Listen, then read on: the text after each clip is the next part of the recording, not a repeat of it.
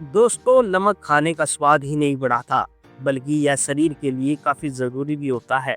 बिना नमक के खाना फीका लगता है, चाहे वह कितना भी अच्छा पकाया गया हो। लेकिन नमक के सेवन की भी एक लिमिट होती है।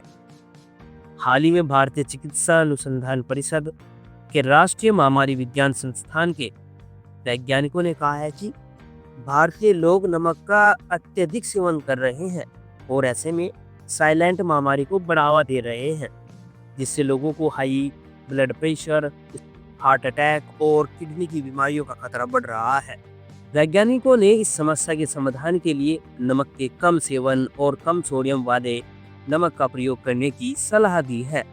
नमक की कितनी मात्रा लोगों के लिए सुरक्षित होती है और नमक के और कौन से ऐसे सोर्स हैं जिनके माध्यम से नमक आपके शरीर में जा रहा है, तो दोस्तों आइए समझते हैं। दोस्तों, WHO प्रति व्यक्ति प्रतिदिन 5 ग्राम से कम नमक लेने की सिफारिश करता है, लेकिन एक शोध के अनुसार शहरी लोग रोजाना लगभग 9.2 ग्राम और गांव के लोग लगभग 5.6 ग्राम नमक का सेवन करते हैं। यानी कि दोनों आबादी नमक का सेवन तय सीमा से अधिक कर रहे हैं, जो उनके लिए गंभीर खतरा है।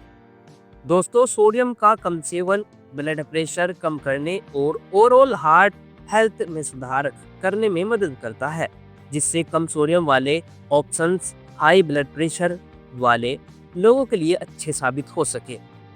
दोस्तों, अगर कम सोडियम वाले नमक का इस्तेमाल किया जाए तो उससे ब्लड प्रेशर औसतन 7/4 mmHg तक कम हो सकता है। यह एक छोटा सा बदलाव है, लेकिन इसका बड़ा असर होता है। यह सिर्फ नमक कम करने की बात नहीं है दोस्तों, यह हमारी डाइट, हमारे शरीर, हमारे हार्ट में संतुलन को बैलेंस करने के बारे में है। कम नमक के सेवन से ब्लड प्रेशर से संबंधित समस्याओं को भी कम किया जा सकता है। दोस्तों, सोडियम और नमक में क्या अंतर है? सोडियम और नमक को अक्सर एक ही माना जाता है, लेकिन ये दोनों एक जैसे नहीं है। सोडियम एक मिनरल है जो खानों में प्राकृतिक रूप से पाया जाता है। खाने के नमक में लगभग 40% सोडियम और 60% क्लोराइड होता है और सोडियम के रूपों में पाया जाता है। दोस्तों, खाने वाली चीजों के पैकेटों पर कंपनियां सीधे सोडियम न लिखकर उनकी जगह सोडियम के दूसरे नाम लिखती है। सोडियम हमारे भोजन में कई भूमिकाएं निभाता है। स्वाद बढ़ाना इसका सबसे आम काम है। सोडियम भोजन को जल्दी खराब नहीं होने देता, खाने की बनावट में भी सुधार कर सकता है।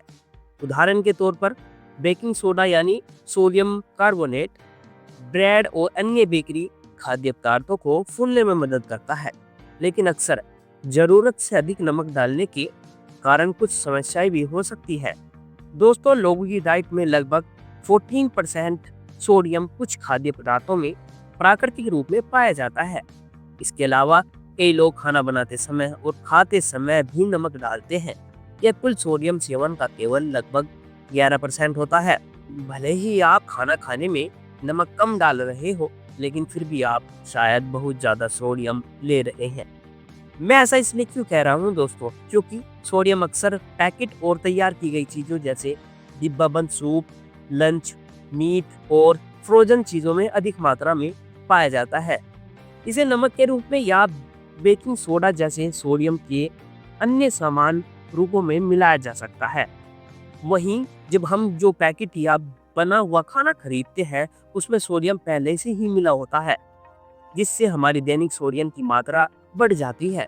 दोस्तों, अमेरिका जैसे देशों में जो लोग सोडियम खाते हैं, उसका 70% से ज्यादा हिस्सा पैक्ड या रेस्टोरेंट के खाने से आता है।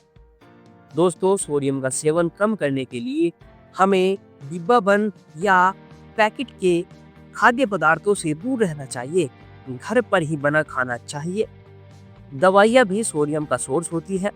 बिना डॉक्टर के पर्चे के मिलने वाली दवाओं के लेबल पर एक्टिव और निष्क्रिय तत्वों की जांच करें और डॉक्टर से पूछें कि हमारी दवाई में कितना नमक है।